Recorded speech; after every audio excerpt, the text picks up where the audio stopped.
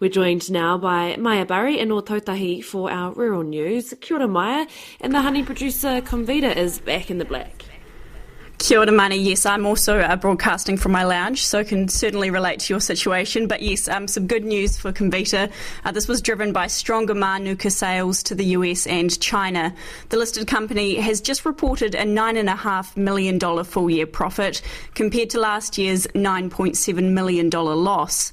Chief Executive David Banfield says the honey harvest was significantly down on last year, with poor weather conditions slashing collection by about 330 tonnes.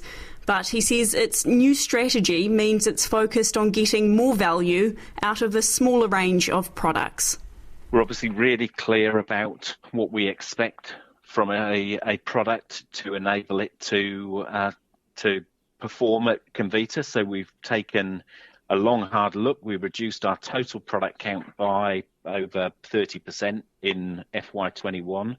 We'll reduce it by a further 20% in FY22. We'll invest then in production capability in last year and this year so that we become more flexible.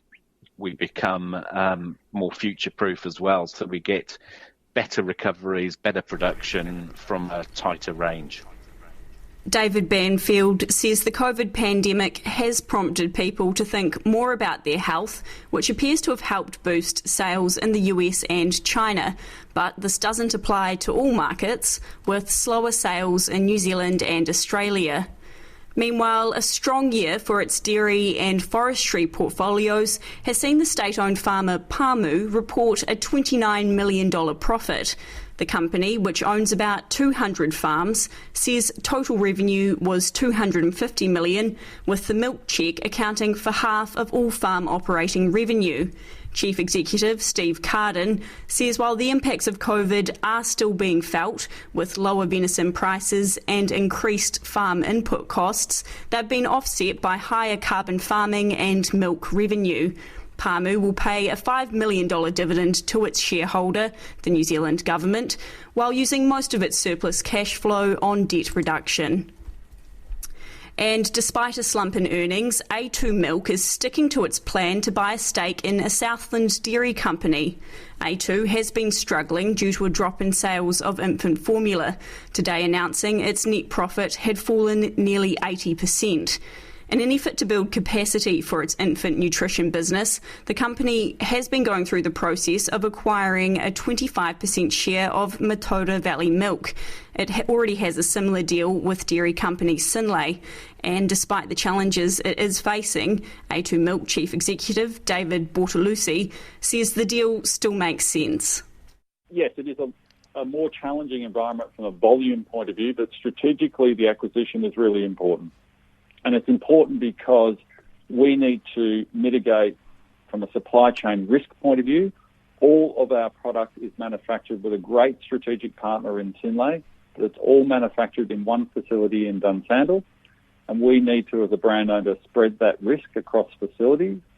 And secondly, the partnership that we have forged with China Animal Husbandry Group will be really important to us in terms of market access, insight and relationships in China. And so lastly, the other important aspect of the Mataura Valley Milk acquisition is that it will enable us to invest and innovate in the category in Southland, which is really important to our brand and our business going forward. David Bortolussi from A2 Milk.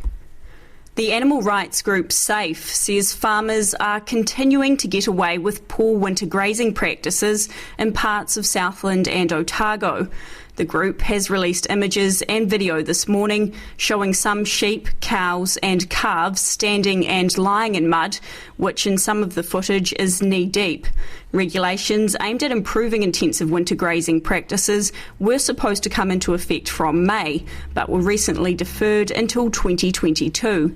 SAFE says allowing the sector to self-regulate in the interim was a bad decision, and the Ministry for Primary Industries needs to improve its monitoring.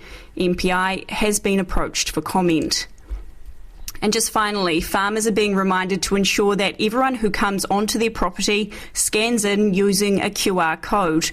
Prior to New Zealand's Delta outbreak, the rate of people scanning in had dropped dramatically. In response, the government's making it compulsory to keep a record or scan in for the vast majority of businesses and events at all alert levels. Federated Farmers General Manager of Policy, Gavin Forrest, says as businesses, farms have had QR codes since last year, but it's a good reminder for people to use them. We've always said that it's really important that all workplaces, in fact all people's homes, potentially should have the QR codes. Really, really important. It's a much easier way than trying to remember where the hell you were last week. And surprisingly, when we first got it, we thought, the government stuffed this one up. They actually work even if you haven't got cell phone coverage. So that's what's really good. Really simple. Just print one out, stick them up somewhere, stick them up in several places on the same farm or something if it's one property.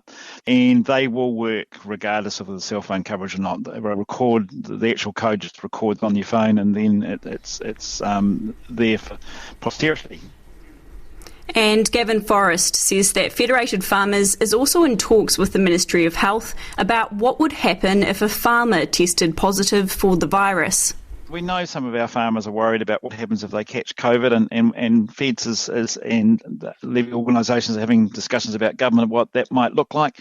But our clear message is minimise the risk of catching it in the first place, so that you don't have to worry about possibly getting tested or even worse, catching it.